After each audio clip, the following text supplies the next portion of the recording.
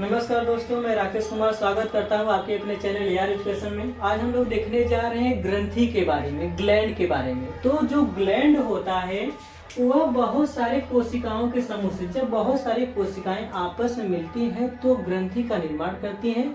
और ये जो ग्रंथि होता है एक थैली की तरह स्ट्रक्चर होता है और इसी को हम लोग बोलते हैं ग्रंथि। और ये जो ग्रंथियां होती, कई टाइप्स की ग्रंथियां होती हैं। यहाँ पर बेसिकली 3 टाइप्स ग्रंथि हैं: exocrine gland, endocrine gland and mix gland. Exocrine gland को बहिस्रावी ग्रंथि बोलते हैं, इंडोक्राइन ग्लैंड को अंतःस्रावी ग्रंथि बोलते हैं और मिक्स ग्लैंड को मिश्रित ग्रंथि के नाम से जानते हैं। अब आइए हम देखते हैं कि बहिस्रावी ग्रंथियां क्या होती है। तो बहिस्रावी ग्रंथियां ऐसी ग्रंथियां होती हैं जो कि एंजाइम का स्रावण करती है, उससे हम लोग बहिस्रावी ग्रंथियां कहते हैं। और जो बहिस्रावी ग्रंथियां होती हैं वह अपने एंजाइम को एक जगह से दूसरे जगह तक ले जाने के लिए उसमें एक विशेष प्रकार की नलिका होती है जिससे हम लोग बहिस्रावी ग्रंथियां बोलते हैं। जबकि जो आपका अंतःस्रावी ग्रंथियां होती है हार्मोन का सेक्रेशन करती हैं, और ये जो हार्मोन है शरीर के एक भाग से अन्य भाग में पहुंचने के लिए ये ब्लड का सहारा लेती है। रक्त के संपर्क में आने के बाद ही वह एक स्थान से दूसरे स्थान तक पहुंचेंगी। जबकि जो आपका मिश्रित ग्रंथियां हैं यह हार्मोन और एंजाइम दोनों का स्रावण करती है। ठीक है, अब आइए हम देखते हैं कि जो आपका एक्सोक्राइन ग्लैंड है, बहिस्रावी ग्रंथियां हैं। तो बहिस्रावी ग्रंथियों के कुछ एग्जाम्पल है, जिसमें से पहला आपका एग्जाम्पल है सेरुमियन ग्रंथि। सेरुमियन ग्रंथि जो होती है यह मनुष्य के कानों में पाई जाती है कि जो कि कड़मोम का निकालती है, जो कि कड़मोम का सेक्रेशन करते हैं। जैसे आप लोग छोटी सी लकड़ी लेकर कान में से कुछ निकालते हैं तो वही आपका क्या होगा, जो मोम निकलता है वो आपका सेरुमेन होता है। तो कान में मोम का निर्माण करता है सेरुमेन ग्लैंड। ठीक है, अब दूसरा आपका लैक्राइमल ग्लैंड। ठीक है, लैक्राइमल ग्रंथि इंग्लिश में इसको बोलते हैं लैक्राइमल ग्लैंड। जो लैक्राइमल ग्लैंड है यह हमारी आंखों में पाई जाती है और आंसू का निर्माण करती है। और तीसरा आपका श्वेत ग्रंथि। जो श्वेत ग्रंथि होती है, श्वेत ग्लैंड इसको बोलते हैं। श्वेत ग्रंथि जो होती है पसीने का स्राव करती है। जैसे गर्मी में हमें बहुत सारे पसीने बॉडी से निकलते हैं, तो वह जो पसीना होता है आपका श्वेत ग्रंथि के कारण निकलता है। और ये जो श्वेत ग्रंथियां होती है ठंडियों में इनएक्टिव हो जाती है, मतलब बोले तो ये अपना काम करना बंद कर देती है, जिससे कारण हमें ठंडियों में पसीना नहीं निकलता है। अगला है आपका तैलीय ग्रंथियां।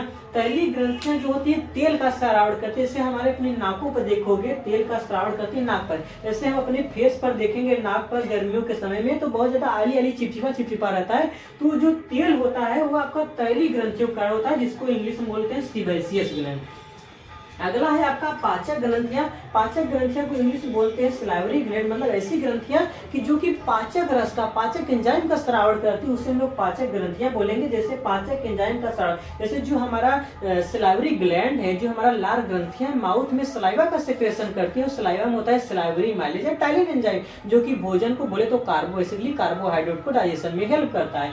ये हमारा हो गया बहिस्रावी ग्रंथियों के बारे में। एक बार फिर मैं बहिस्रावी ग्रंथि के बारे में बता दे रहा हूँ कि बहिस्रावी ग्रंथियां ऐसी ग्रंथियां होती है जो अपना सेक्रेशन एक विशेष नलिका के द्वारा एक स्थान से दूसरे स्थान तक पहुंचाती है, उससे हम लोग बोलते हैं बहिस्रावी ग्रंथियां। और बहिस्रावी ग्रंथियां जो होती है एंजाइम का स्रावण करती है। अब आइए हम देखते हैं इंडोक्राइन ग्लैंड, बोले तो अंतःस्रावी ग्रंथियां। तो अंतःस्रावी ग्रंथियां क्या हो गया कि ऐसी ग्रंथियां जो अपना हार्मोन का स्रावण ये जगह से दूसरी जगह तक पहुंचाने के लिए एक विशेष प्रकार के रक्त का यूज करती है। ठीक है, जो हमारे बॉडी में ब्लड है वह अपना स्रावण सीधा ब्लड में छोड़ देती है। और हम लोग जानते हैं कि ब्लड जो है हमारे बॉडी के प्रत्येक एक पार्ट में है, तो जो हमारा हार्मोन है वो अपने साइट ऑफ एक्शन, मतलब जहां पर उसको पहुंचना है वो आसानी से पहुंच जाता है। सपोज दैट अगर हमारा लीवर है तो वो हार्मोन का स्रावण करेगा तो अपना क्या करेगा, सीधा अपना ब्लड में छोड़ देगा। तो ब्लड जो है, ब्लड तो बॉडी के प्रत्येक एक पार्ट तक सप्लाई हो रहा है, तो बॉडी के प्रत्येक एक पार्ट तक आसानी से पहुंच जाएगा।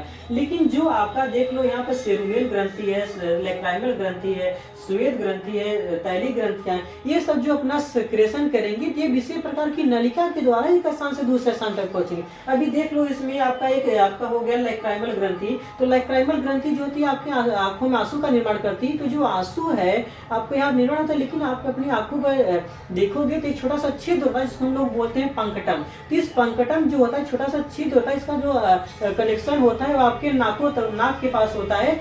तो ये जो आपका आंसू होता है, कभी कभी बच्चे जब रोते हैं तो जो आंसू है आंख से लेकर नाक तक पहुंच जाता है। तो वह क्यों होता है, वह आपका ये जो छोटा सा छिद्र होता है आंखों में, वो पंकटम के द्वारा होता है। मतलब इससे हमें ये समझ में आया कि जो हमारे आंख होती है उसमें छोटा सा छिद्र होता है, एक विशेष प्रकार के नलिका के द्वारा ही हमारा आंसू पहुंच रहा है। तो जबकि जो आपका एंडोक्राइन ग्लैंड है, इसमें जो श्रावण होगा वह सीधा ब्लड में छोड़ दिया जाएगा और ब्लड के माध्यम से बॉडी के प्रत्येक एक पार्ट में पहुंच जाएगा। अब यहाँ पर कुछ एग्जांपल ऑफ ग्लैंड, मतलब ऐसे कुछ ग्लैंड है जिसका एंडोक्राइन ग्लैंड है, जिसमें हम लोग देख लेते हैं। पहला है आपका पिट्यूटरी ग्लैंड, जिसको लोग पिट्यूटरी ग्रंथि के नाम से जानते हैं, हिंदी में इसको पीयूष ग्रंथि के नाम से जानते हैं। ये जो पीयूष ग्रंथि है ग्रोथ हार्मोन बोले तो वृद्धि हार्मोन का निर्माण करती है, जिससे कारण बच्चों की वृद्धि बढ़ती है। अगर जिस बच्चे में पिट्यूटरी ग्लैंड अगर ठीक से काम नहीं करे तो उसमें जाहिर सी बात है कि ग्रोथ हार्मोन की कमी हो जाएगी, और ग्रोथ हार्मोन की कमी के कारण जो बच्चा उसका विकास ठीक से नहीं पाएगा। दूसरा आपका हाइपोथैलेमस ग्रंथि, ये भी आपका एक अंतःस्रावी ग्रंथि है, जो कि हमारे बॉडी में भूख, प्यास तथा बॉडी के टेम्परेचर और स्ट्रेस को, ये सबको मेंटेन करने का काम ये करता है। अगर हमारा हाइपोथैलेमस गड़बड़ा जाता है तो हमें ना तो भूख लगेगा अच्छे से, ना तो प्यास लगेगा, और ठंड गर्म का हमें कोई अनुभव नहीं होगा। और अगला है आपका थायराइड ग्लैंड। जो थायराइड ग्लैंड होता है वह थायरॉक्सिन हार्मोन का स्राव करता है, जो हमारे बॉडी में कार्बोहाइड्रेट, प्रोटीन सबके मेटाबॉलिज्म में हेल्प करता है। और आपका चौथा है ब्रीसेड। ब्रीसेड जो आपका टेस्टिस है, जो मेल होते हैं, केवल मेल में ही टेस्टिस पाया जाता है, 1 पेयर टेस्टिस होते हैं, जो कि टेस्टोस्टेरोन हार्मोन का स्राव करते हैं। अब इस टेस्टोस्टेरोन हार्मोन का काम क्या है? ये जो टेस्टोस्टेरोन हार्मोन होता है, यह हमारे शरीर में पुरुषों बोले तो पुरुषों में सेकेंडरी सेक्सुअल कैरेक्टर को डेवलप करने में हेल्प करता है। अब सेकेंडरी सेक्सुअल कैरेक्टर होता क्या है? सेकेंडरी सेक्सुअल कैरेक्टर मतलब जैसे पुरुषों में दाढ़ी मूंछ का आना, आवाज का भारी होना, स्पर्म का निकलना, मांसपेशियों का विकसित होना, ये हो गया आपका ब्रीसेड का काम, ब्रीसेड से निकलने वाले हार्मोन का काम।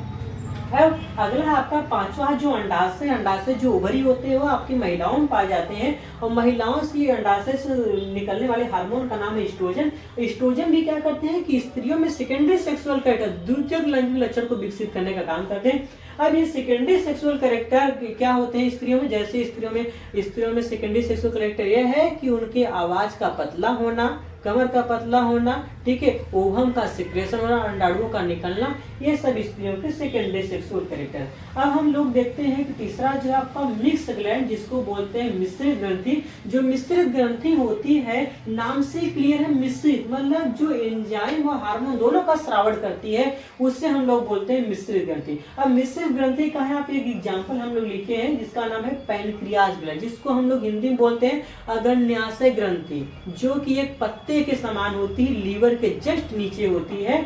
यह जो आपका अग्न्याशय होता है, यह आपका विभिन्न प्रकार के एंजाइम का स्रावण करता है, जो कि भोजन के पाचन में मदद करता है। धन्यवाद। अगर आपको वीडियो अच्छी लगी हो तो चैनल को सब्सक्राइब करिए प्लीज।